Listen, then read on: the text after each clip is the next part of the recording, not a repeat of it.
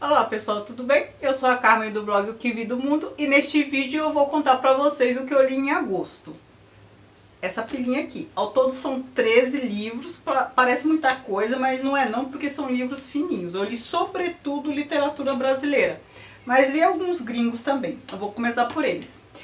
Eu li O Último Dia de um Condenado, do Victor Hugo. Eu li em francês. Gostei bastante e, na verdade, o título deveria ser Os Últimos Dias de um Condenado, porque aqui não se refere ao último, e sim aos últimos dias, desde a sentença até a execução, né, na guilhotina. Então, o livro trata dos pensamentos, ele faz uma espécie, parece que ele faz um diário, né, ele vai anotando, não que ele vai anotando, mas assim, a gente vai tendo trechinhos de pensamentos dele, assim, por dia, as angústias, todas as aflições da situação em si, né? O que eu achei interessante é que aqui o personagem principal que vai ser executado, ele não tem nome, né? A gente não sabe o nome dele e a gente não sabe o crime que ele cometeu. O que eu achei ótimo, porque fica evidente que o Victor Hugo ele está tratando da pena de morte como uma instituição em si, né? Porque esse livro é, na verdade, um apelo à abolição da pena de morte. Tem, inclusive, um prefácio de 1832 em que Victor Hugo faz um texto, assim, bem contundente. E, se eu não me engano, ele apresentou à Assembleia, ao Parlamento, na época, esse texto, né? O que, assim, hoje a gente vê um texto como esse, a gente gosta tal, mas assim, não é algo tão estranho. Mas para a época, porque foi escrito em 1829, ninguém escrevia sobre isso na época, né? As pessoas estavam tratando de outras coisas, talvez da Revolução Francesa, período napoleônico ou qualquer outro tipo de romance. Mas Victor Hugo tratou. E muito bem, porque é um texto gostoso de ler até, embora angustiante, né? Então, uma obra que eu gostei bastante. A outra obra que eu li, também gringa e francesa, foi Phèdre, de Racine. Não é minha peça favorita do período, né, que a gente está lidando com o classicismo, o neoclassicismo francês. E de Racine a única coisa que eu li foi Phèdre. Ele tem também Andrômaca, mas eu ainda não li. Eu tô tentando lembrar aqui quais outras peças do período, mas eu acho que é do período do Molière, né? Racine, Corneille, Racine, Molière, os grandes dramaturgos, né, daquele período. Eu prefiro Molière, né? Mas assim, Racine, ele trata da tragédia da Phèdre, né? Que é uma figura da mitologia grega. Ela era esposa de Teseu e se apaixonou pelo filho do Teseu, o Hipólito, né? E aí é aquela coisa, né, gente? Tragédia grega. Morre pra lá, morre pra cá, aquelas coisas dramáticas, tal, né? Já fiz post, vou publicar no blog. A outra obra que eu li, que é diferente de tudo isso que eu vou mostrar, é Le Chien Jaune, do Simenon. Acho que em português eu já vi tradução para esse título como O Cão Amarelo ou O Cachorro Amarelo, isso tanto faz. Eu li em francês também. Essa obra, esse é um romance policial. O Simenon, ele é uma espécie de Agatha. Eu tenho que parar de falar rápido, senão eu engasgo. Eu como palavras, sílabas. O Simenon é uma espécie de Agatha Christie, só que da Bélgica. E assim como a Agatha Christie criou o Poirot, o Simenon ele criou o Maigret, né, o detetive. Qual é a diferença do Simenon para os outros romances policiais do gênero? Que a ênfase dos textos dele não está na identidade do assassino, sabe? A gente não fica naquela aflição toda por descobrir quem é. E se a gente descobre no meio da obra, perde a graça. Não, a ênfase dele está na motivação. Por que a pessoa cometeu o crime, né? Porque muitas vezes a gente até desconfia de quem seja o assassino, né? E aí a gente continua interessado porque a gente quer saber o que motivou a pessoa a cometer. Então assim, aí tem dramas psicológicos, né? Então aquelas coisas assim de pianos, em alguns casos eu já li um que tinha uma questão lá com a mãe bem forte e tal. E aí eu fico interessado, por isso que eu gosto de ler. Eu gosto da Agatha Christie também, mas eu gosto do Simenon por conta disso, né? A gente fica tentando entender o porquê. Uma outra obra que eu li foi O Príncipe de Maquiavel. Eu li este livro para o projeto dos 100 melhores livros de todos os tempos. Eu acabei comprando e lendo já em seguida. E qual é a surpresa de Príncipe? O Príncipe, assim, é aquela obra que todo mundo conhece, nem que seja um trechinho, né?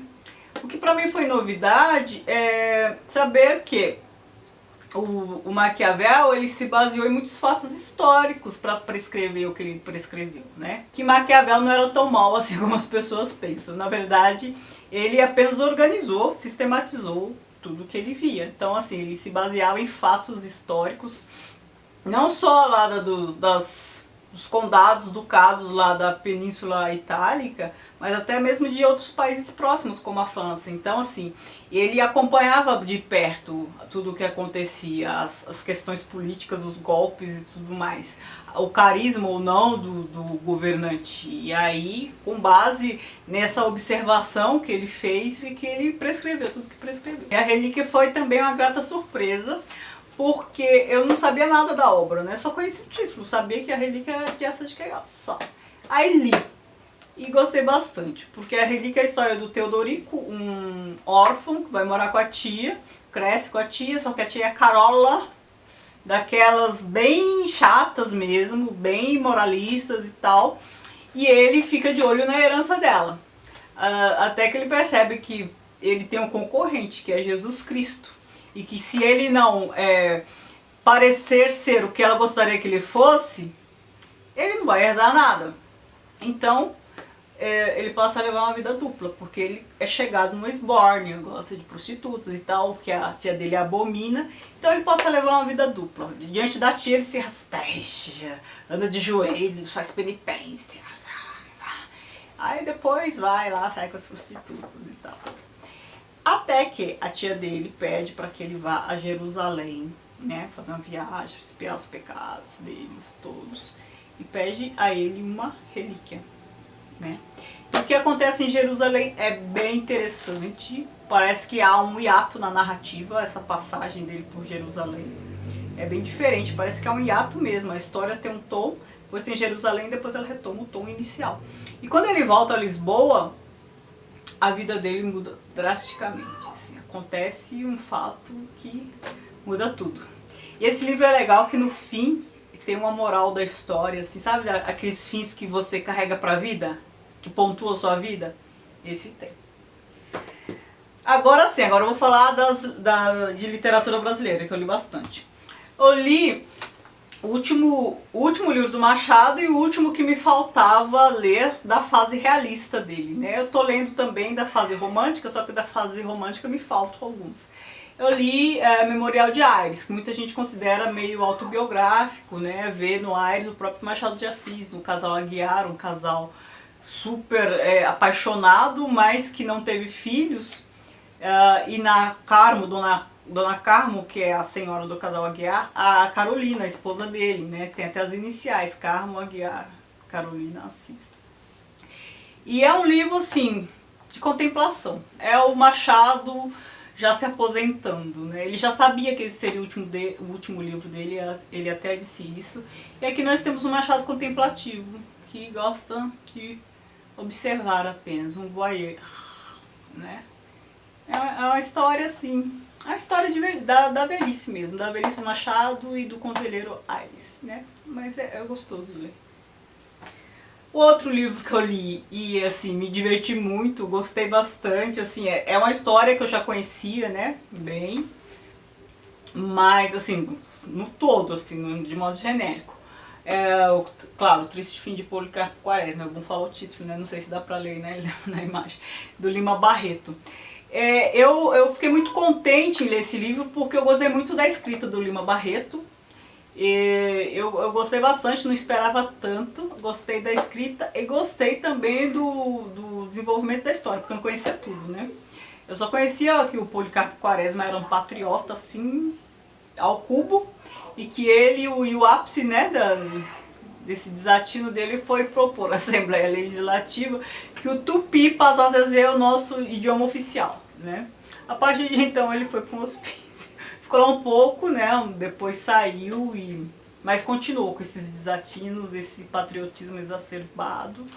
Depois foi participar da, acho que é Grande Revolta, né? Foi participar da luta armada em favor do Floriano Peixoto, que era, porque era a República recém promulgada aqui. E aí era o governo do Floriano Peixoto, ele foi lá defendê-lo, e enfim, acontece algumas coisas interessantes aí. Já fiz vídeo. Outro livro que eu reli, não li, reli, porque eu adoro esse livro do José de Alencar, Senhora. E é um livro que eu gosto, eu reli porque, sei lá, tava com vontade. Eu nem tinha esquecido, assim, totalmente da história, né? Eu preciso reler vários livros que eu não lembro nada. Esse aqui não é o caso, eu lembrava de muita coisa.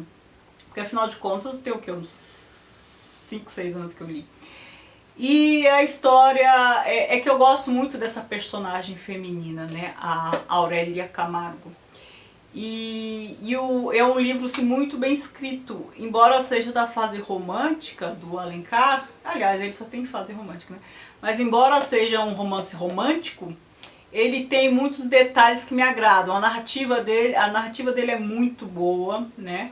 E a gente percebe que é esse tipo de narrativa que influenciou Machado de Assis, que a gente vê recursos estilísticos bem parecidos na obra de Machado, né? E o José de Alencar era amigo dele e era muito admirado por ele, né? E a Aurélia Camargo, ela é aquela história, né? Linda, rica, centro das atenções e tal, e ela decide se casar, né? Comprar um marido. Mas essa compra de marido não é por acaso, não é qualquer um, tinha que ser aquele. E ela escolheu aquele porque eles tinham uma história no passado, né? É uma história assim de vingança, né? E é muito legal, fiz vídeo também. O outro livro que eu li do Alencar foi Diva, que eu acho que é uma novela. Que é, né, aquela história romântica básica da mocinha e tal, que eles enfrentam uma série de dificuldades até ficarem juntos, né? Assim, a obra romântica é isso, gente. Dificilmente varia alguma coisa. E assim, é uma obra que não me convenceu muito, assim, porque ela tem alguns caprichos, algumas relutâncias que você não entende o sentido, não é explicado. E não é daquele tipo de obra que se deixar sem explicação fica melhor, não. Nesse caso, se deixar sem explicação fica incompleto, não convence. Não há outros elementos na obra que suplantam essa necessidade de entender algumas coisas dela, pelo menos foi a sensação que eu tive. E então, assim, umas coisas que Aí depois também, quando ela dá uma virada assim, né, mas pro final também fica uma coisa meio injustificada, né. Por isso que eu acho que ela é uma Aurélia muito... é um protótipo só, a Aurélia é muito inacabada. A Aurélia aqui, ela é bem constituída, Você pode até não concordar com as coisas que ela faz, né, ou pode concordar e adorar, mas assim... ela é complexa, mas é coerente, ela é inteira. A Diva não, você fica assim mesmo, eu fiquei, você, eu falo você é um você hipotético, né, tô falando de mim. Então, Diva. Aí, li também outra obra do Machado de Assis, porque eu comecei a ler a fase romântica dele, A Mão e a Luva, que, né, aí atende aos preceitos das obras, né, do romance romântico, né, mocinha, não sei o que, não sei o que. Só que o Machado de Assis, ainda assim, ele escapa um pouquinho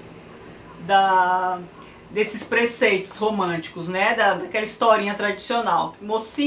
A mocinha linda, rica, o moço também, né, bonito e tal, se interessa por ela e tem aquelas coisas, aqueles caprichos e tal, até os dois ficarem juntos, né.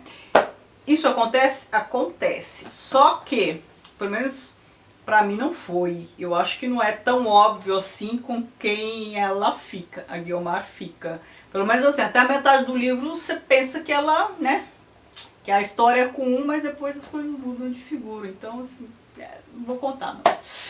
A Helena.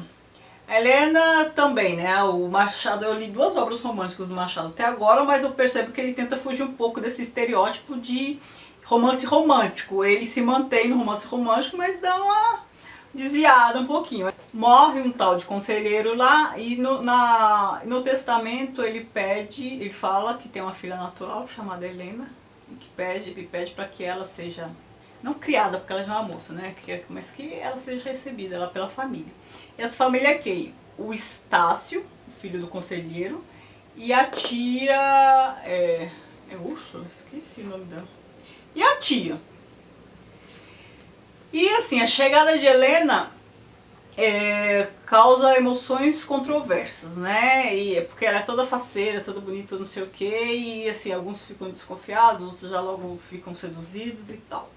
E aí ela tem uma relação muito próxima com Estácio, né? Os dois se deram bem logo de cara, muito próxima mesmo, que nem parece uma relação de irmãos, né? O Estácio, ele, né, fica sem saber o que quer da vida, porque ele tem uma namorada. Aí o pai dessa namorada quer muito que ele case porque tem interesse na grana do Estácio e quer que ele entre pra carreira política, mas ele não tá querendo muito essa vida, não. Ele gosta mais de ficar com a Helena, não sei o quê. Só que a Helena, ela é misteriosa, ela guarda um segredo. A Emília, que é a diva A Emília, que é a diva de José de Alencar, está para Aurélia Camargo, que é, né, a moça de senhora de José de Alencar, assim como a Helena de Machado de Assis está para Capitu, de Dom Casmurro. Só que a Helena é mais bem acabada do que a diva. A diva, pra mim, ela como personagem é muito incompleta, né? E a Helena não, ela não chega a ser uma Capitu. Ela é menos complexa que a Capitu, né?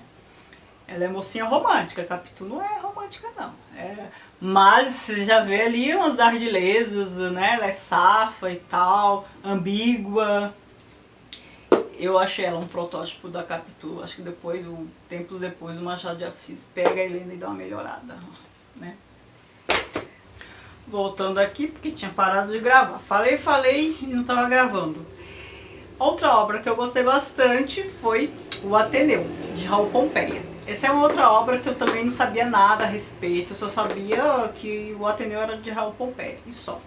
E o que é a história? A história é a história de Sérgio, um garoto de 11 anos, oriundo de uma família abastada, e que vai para o Ateneu, que é um colégio interno. E nesse colégio ele vivencia muitas experiências diferentes, ele é praticamente abandonado nesse colégio, assim, né? Não é que ele não teve mais contato com a família, teve, mas aí a família ficou tão distanciada de tudo que ele vivia que parecia que ele era um ser só no mundo. E a gente está falando de 1888, período monárquico ainda, e o Ateneu, o colégio, era muito conceituado, só que era uma caixa preta, né? Então o que acontecia lá dentro ninguém sabia. Ele tinha uma imagem boa, né? Ele era para filhos de família rica, tinha uma imagem boa, só que o diretor e os professores, funcionários todos, tinham métodos educativos que hoje a gente considera assim nada pedagógicos, né? E o Sérgio, ele passou por várias experiências lá. Eu diria até que é uma espécie de romance de aprendizagem. Só que no romance de aprendizagem, normalmente é uma pessoa adulta, né? Um rapaz, na maior parte das vezes, adolescente adulto, que sai da casa do pai e vai viver, vai conhecer a vida, o mundo, vai se buscar. É uma busca de identidade. No caso aqui, é uma criança, mas assim, ele também está se buscando lá dentro, né? Ele vai, aos poucos, constituindo, na medida do possível, a identidade própria lá com as experiências que ele vive, né? Mas eu gostei muito, é uma obra muito bem escrita, né? Um português assim bem sofisticado, é uma narrativa envolvente, eu gostei bastante. Agora, a última obra foi Os Sertões. E Os Sertões é aquela história que a gente já conhece um pouco, né? Sobre a Guerra de Canudos, que aconteceu de 1896 a 1897. E o Euclides da Cunha, ele em 1897 ele é mandado para Canudos pelo jornal O Estado de São Paulo. Ele foi mandado para lá para cobrir a guerra, né? Ou seja, ele presenciou bastante coisa. E assim, esse livro ele nem parece um romance, porque ele descreve, o texto que ele descreve parece tão científico. Então ele começa a descrever o período da viagem. Então começa a falar da Terra, umas descrições assim muito geográficas, sabe? Depois começa a falar do homem, né? E é uma descrição meio que interessa bastante, que é antropólogo. Eu gostei dessa parte, comecei a gostar, mas aí é determinista, né? Porque a teoria é vigente no período. Então, para ele, ele fala do jagunço, do sertanejo, e aí a gente já vê a teoria implícita do Taine, de vários outros que acreditavam na superioridade da raça, né? Que antes acreditava-se que era raça e não, a gente não havia essa consciência de etnia, né?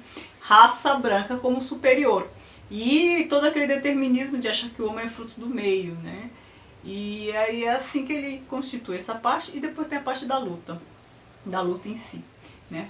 E assim, eu fiz vídeo pra ele, tal, não vou me alongar mais. E o que eu achei interessante, qual é a boa contribuição dessa obra? É que, como ele participou, presenciou bastante coisa, por meio dos olhos dele a gente percebeu que a Guerra de Canudos, a questão de Canudos, não era uma luta política, não era uma guerra política como faziam crer que era. Na verdade, era uma questão mais social, de latifundiários e desvalidos, né? Mas, como esse vídeo já tá muito longo, nem vou falar mais nada. E ainda eu perdi uma parte dele, agora eu sempre assim, quando eu perco uma parte, para de gravar, eu volto super cansado. Eu tô com a cara assim, terrível. Mas é isso, eu consegui falar tudo. Se você gostou desse vídeo, não esquece de dar um joinha, de se inscrever, de comentar, enfim, de interagir de modo geral, de qualquer forma, tá bom? Muito obrigada, tchau, tchau.